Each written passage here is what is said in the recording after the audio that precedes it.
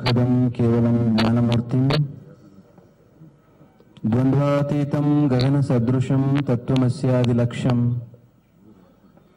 एकं नित्यं विमलम् अचलं सर्वधी साक्षिभूतं भावातीतं त्रिगुणरहितं सद्गुरुं तं नमामि। श्रीविद्यां जगतां धात्रीं सर्गस्थितिलयेश्वरीं नमामि ललितां नित्यमहात्रिपुरसुन्दरीं। ನಮ್ಮ ನಿಮ್ಮೆಲ್ಲರ ಪ್ರೀತಿಯ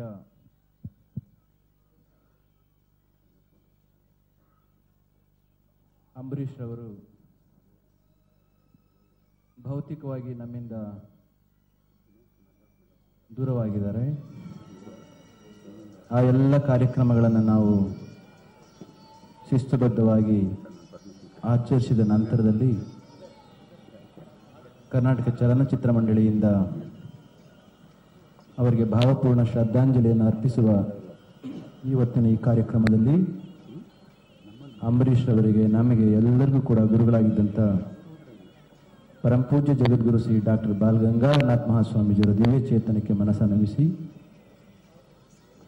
ಸುಮಲತಕ್ಕ ಅವರಿದ್ದಾರೆ, ಮಗ ಅಭಿಷೇಕ್, ನಾಡಿನ ಮುಖ್ಯಮಂತ್ರಿಗಳಾದಂಥ ಎಚ್ ಡಿ ಕುಮಾರಸ್ವಾಮಿಯವರು, ಮಾಜಿ ಮುಖ್ಯಮಂತ್ರಿಗಳಾದಂಥ ಸಿದ್ದರಾಮಯ್ಯನವರ ಆದಿಯಾಗಿ ವೇದಿಕೆಯಲ್ಲಿರ್ತಕ್ಕಂಥ ಎಲ್ಲ ಗಣ್ಯರೇ, ಕಲಾಭಿಮಾನಿಗಳೇ, ಮಾಧ್ಯಮ ಸ್ನೇಹಿತರೆ,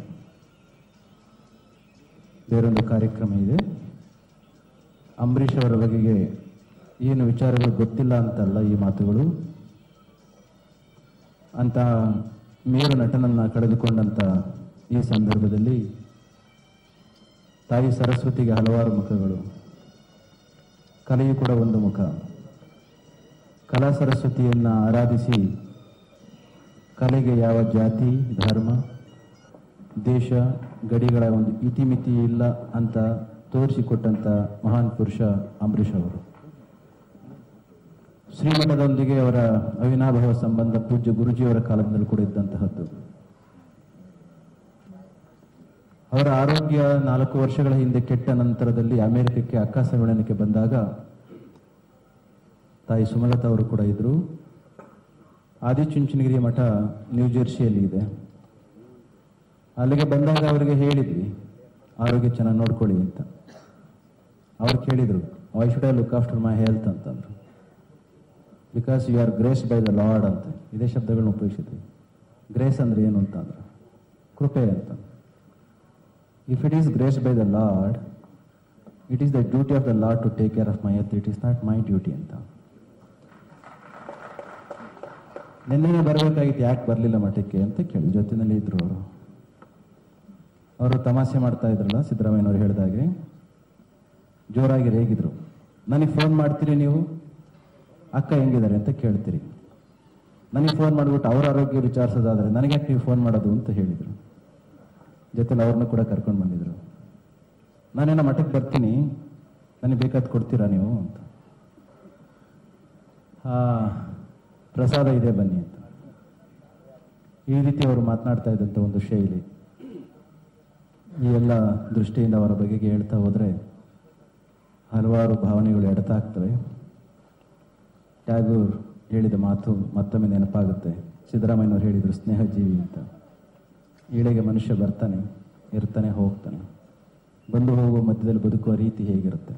ಟ್ಯಾಗೂರ್ ಹೇಳ್ತಾರೆ, I have come to your shore as a stranger, I lived in your home as a guest. I have been living your door as a very good friend, oh my dear earth ಅಂತ ಭೂಮಿಯನ್ನು ಕುರಿತಾದ ಮಾತುಗಳು. ಬರುವಾಗ ಆಗಂತಕ, ಉಳಿದಾಗ ಅತಿಥಿ, ಹೋಗುವ ಸಂದರ್ಭಕ್ಕೆ ಓರ್ವ ಉತ್ತಮ ಸ್ನೇಹಿತನ ರೀತಿಯಲ್ಲಿ ಈ ಇಳೆಯಲ್ಲಿ ಬದುಕಿ ಮತ್ತಷ್ಟು ಸೌಂದರ್ಯವನ್ನು ಹೆಚ್ಚಿಸಿ ಹೋದದ್ದೇ ಆದರೆ ಅಂತಹ ವ್ಯಕ್ತಿಯನ್ನು ಈ ರೀತಿ ನೆನಪು ಮಾಡಿಕೊಳ್ಳಿಕ್ಕೆ ಸಾಧ್ಯ ಆಗುತ್ತೆ. ಯಾತ್ರಿಕರು ನಾವೆಲ್ಲ, ಪುಣ್ಯಕ್ಷೇತ್ರವೀ ಲೋಕ, ನೇಮದಿಂದ ಇರಲಿಕ್ಕೆ ಎಡೆಯುಂಟು ಈ ಛತ್ರದಲ್ಲಿ. ರಾತ್ರಿ 3 ಆಯಿತು, ಹೊರಡು ಏನೇ ತೆರಳಿದೊಡೆ, ಪಾರುಪತ್ತಿದವ ಮೆಚ್ಚುವನ ಮಂಕುತಿಮ್ಮ. ಅಂಬರೀಷ್ ಅವರು ಯಾವ ಕೊರಗು, ನೋವು, ಹತಾಸೆ ಇಲ್ಲದೆ ಜೀವನವನ್ನು ತುಂಬ ಪ್ರೀತಿಯಿಂದ ಪ್ರೀತಿಸಿ ಹೋಗಿದ್ದಾರೆ. ಅವರಿಗೆ ನಮ್ಮೆಲ್ಲರ ನಮನಗಳು. ಸಿದ್ದರಾಮಯ್ಯನವರು ಹೇಳಿದರು, ಅವರ ಹೃದಯದಲ್ಲಿ ಏರುಪೇರುಗಳಿರಲಿಲ್ಲ, ಬಡವ ಬಲ್ಲಿದೆಂಬ ಭಾವನೆ ಇರಲಿಲ್ಲ. ಎಳವಯಸ್ಸಿನಲ್ಲಿ ಶಾಲೆಯಲ್ಲಿ ಕಲಿತ ಒಂದು ಪದ್ಯ ನೆನಪಾಗುತ್ತೆ ಈ ಸಂದರ್ಭಕ್ಕೆ ಅವ್ರು ಹೇಳಿದ ಮಾತಿಗಾಗಿ. ಗೆಳೆತನದ ಸುವಿಶಾಲ, ಅವರ ಫ್ರೆಂಡ್ಶಿಪ್ಪಿಗೆ ಕೊಟ್ಟಷ್ಟು ಬೆಲೆಯನ್ನು ಬಹುಶಃ ಯಾರಿಗೂ ಕೊಡಲಿಲ್ಲ ಅಂತ ಅನಿಸುತ್ತೆ. ನಾವು ಕೂಡ ಹತ್ತಿರದಿಂದ ನೋಡಿದ್ವಿ. ಗೆಳೆತನದ ಸುವಿಶಾಲ ಆಲದಡಿ ಪಸರಿಸಿಹ ತಣ್ಣೆಳಲ ತಂಪಿನಲ್ಲಿ ತಂಗಿಹೇನು.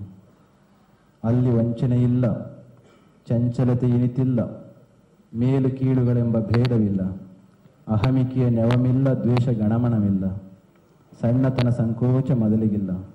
ಆ ಮನವೋ ಭಾನಗಲ, ಎದೆ ತಿಳಿಗೊಳದಗಲ, ಭಾವ ಶುದ್ಧ ಸ್ಫಟಿಕ ಬೆಳದಿಂಗಳಂತೆ.